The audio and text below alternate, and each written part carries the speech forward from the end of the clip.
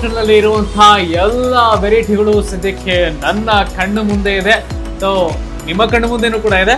ಸಾಕಷ್ಟು ಸ್ಪೆಷಲ್ ಆಗಿ ತುಂಬಾ ಅದ್ಭುತವಾಗಿ ಮಾಡಿರುವಂತಹ ಒಂದಷ್ಟು ವೆರೈಟಿಗಳು ನೋಡ್ತಾ ಇದ್ರೆ ಬಾಯಲ್ಲಿ ನೀರು ಅಂತೂ ಸಕ್ಕತ್ತಾಗಿ ಬರ್ತಾ ಇದೆ. ಸೊ ಫಸ್ಟ್ ಎಲ್ಲೇ ಹೋದ್ರು ಕೂಡ ಮುದ್ದೆ ಇಲ್ಲ ಬಿರಿಯಾನಿನ ನಾನು ತಿಂತಾ ಇದ್ದೆ ಸ್ಟಾರ್ಟಿಂಗ್. ಬಟ್ ಇಲ್ಲಿ ಫಾರ್ ಫಸ್ಟ್ ಟೈಮ್ ಮುದ್ದೆ ಜೊತೆಗೆ ನಾಟಿ ಕೋಳಿ ಸಾರು. ನಾಟಿ ಸ್ಟೈಲ್ ಅಂದ್ರೆ ಪಕ್ಕಾ ಇದೆ ಅಂತ ಅನಿಸ್ಬೇಕು. ಸೊ ಹಂಗಾಗಿ ನಾಟಿ ಕೋಳಿ ಸಾಂಬಾರ್ ಮುದ್ದೆ ಫಸ್ಟ್ ತಿಂತೀನಿ. ಅದಾದ್ಮೇಲೆ ಒಂದೊಂದೇ ವೆರೈಟಿ ಟೇಸ್ಟ್ ಹೋಗ್ತೀನಿ. ಸೊ ಮುದ್ದೆ, ನಾಟಿ ಕೋಳಿ ಸಾಂಬಾರ್, ನಾಟಿ ಕೋಳಿ ಚಿಕನ್ನು.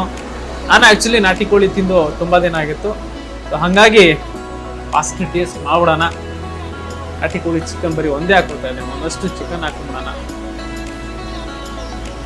ನಾಟಿ ಕೋಳಿ ಸಾಂಬಾರ್ ಮುದ್ದೆ ಒಳ್ಳೆ ಕಾಂಬಿನೇಷನ್ ಅಂತ ಸೊ ಪ್ರತಿಯೊಬ್ಬರು ಕೂಡ ಗೊತ್ತಿರುತ್ತೆ. ಹಾಗೆ ಫಸ್ಟ್ ಈಗ ಸೊ ಹಾಸನ ಹುಡುಗಾಗಿ ಸಕ್ಕದ ಮುದ್ದೆ ಮುರಿಬೇಕು. ಸೊ ಮುದ್ದೆ ಮೊದಲು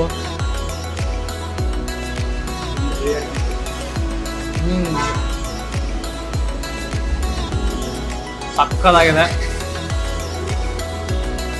ನಿಮಗೂ ಕೂಡ ಗೊತ್ತಿರುತ್ತೆ, ಈ ಹಳ್ಳಿ ಕಡೆ ಎಲ್ಲ ಹೇಳ್ತಾ ಇರ್ತಾರೆ ಒಳ್ಳೆ ಮುದ್ದೆ ನಾಟಿ ಕೋಳಿ ಸಾಂಬಾರು ಇದ್ರೆ ಏನೂ ಬೇಡ, ಇನ್ನೆಲ್ಲೋಗ್ಬೇಕು, ಒಳ್ಳೆ ಮಜಾ ಇರುತ್ತೆ ಅಂತ. ಸೊ ಕರೆಕ್ಟಾಗಿ ಅವ್ರು ಹೇಳಿದ ಮಾತು ಸಿಗ್ತಾ ಇರುವಂತ ಆ ಒಂದು ಮಜಾ ಸೂಪರ್ ಆಗಿದೆ. ಸೊ ನಾಟಿ ಕೋಳಿ ತಿಂದ್ಮೇಲೆ ಇಲ್ಲಿ ಇನ್ನೊಂದಷ್ಟು ವೆರೈಟಿ ಇದೆ. ಸೊ ಒಂದೊಂದಾಗಿ ಹೇಳ್ತಾ ಹೋಗ್ತೀನಿ. ಟೇಸ್ಟ್ ಮಾತ್ರ ಅಲ್ಟಿಮೇಟ್. ಸಂಘ ಮಿಲಿಟರಿ ಹೋಟೆಲ್ ನಾಟಿ ಸ್ಟೈಲ್, ಅದರಲ್ಲೂ ಮಂಡ್ಯ ನಾಟಿ ಸ್ಟೈಲ್. ಎಷ್ಟೊಂದೆಲ್ಲ ವೆರೈಟಿ ಇದೆ ಅಂದರೆ ಇನ್ನೆಲ್ಲ ಹೋಗ್ಬೇಕಲ್ವಾ. ಸೊ ಮಟನ್ ಕುರ್ಮಾ ಆ್ಯಕ್ಚುಲಿ ತಿನ್ನಲೇಬೇಕು. ಚಿಕನ್ ತಿಂದಾದ್ಮೇಲೆ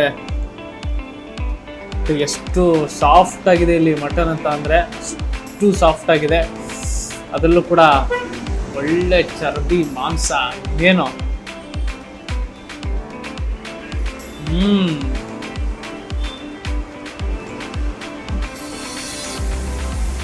ಪಕ್ಕದ ಆ್ಯಕ್ಚುಲಿ ಮೇಕಿಂಗ್ ಮಾಡ್ಬೇಕಂದ್ರೆ ನೋಡ್ತಾ ಇದ್ದೆ, ಅದಕ್ಕೆಲ್ಲ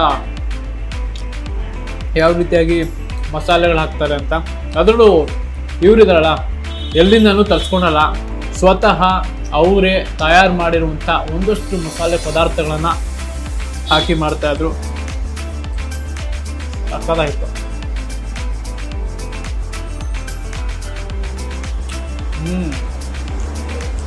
ಗೊತ್ತಿಲ್ಲ.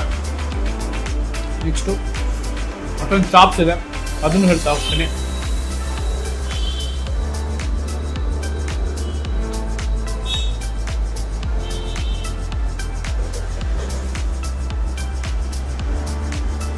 ಮಟನ್ ಕುರ್ಮಾ ತಿಂದಾಯ್ತು. ಸೊ ಮಟನ್ ಚಾಪ್ಸ್ ಅಷ್ಟೇ. ಮಟನ್ ಎಷ್ಟು ಚೆನ್ನಾಗಿ ಬೆಂದಿದೆ ಅಂದರೆ ತುಂಬ ಚೆನ್ನಾಗಿ ಸಿಗ್ತಾ ಇದೆ ನೋಡಿ, ಎಷ್ಟು ಸಾಫ್ಟ್ ಇದೆ. ಸೊ ಈ ಸಾಫ್ಟ್ನೆಸ್ ಹೆಂಗೆ ಬರುತ್ತೆ ಅಂದರೆ ಆ ಒಂದು ಮೀಟ್ ಇರುತ್ತಲ್ಲ, ಆ ಮೀಟ್ ಅಷ್ಟು ಚೆನ್ನಾಗಿರ್ಬೇಕು. ಚೆನ್ನಾಗಿದ್ದಾಗ ಮಾತ್ರ ಈ ರೀತಿಯಾಗಿ ಟೇಸ್ಟ್ ಜೊತೆಗೆ ಇಷ್ಟು ಸಾಫ್ಟ್ ಆಗಿರುತ್ತೆ. ಇಷ್ಟು ಟೇಸ್ಟ್ ಇದ್ದಾಗ ಏನು ಮಾಡಬೇಕು, ಹಿಂಗೆ ತಿನ್ನಬೇಕು. ಸೊ ಎಲ್ಲೇ ಹೋದ್ರು ಕೈಮಾ ಉಂಡೆ ಇರುತ್ತೆ, ಕೈಮಾ ಫ್ರೈ ಇರುತ್ತೆ, ಎಲ್ಲೂ ಕೂಡ ನೋಡಿದ್ದೀವಿ. ಆದರೆ ಕೈಮಾ ಗೊಜ್ಜು ನಾನು ಎಲ್ಲೂ ಕೂಡ ನೋಡಿರಲಿಲ್ಲ.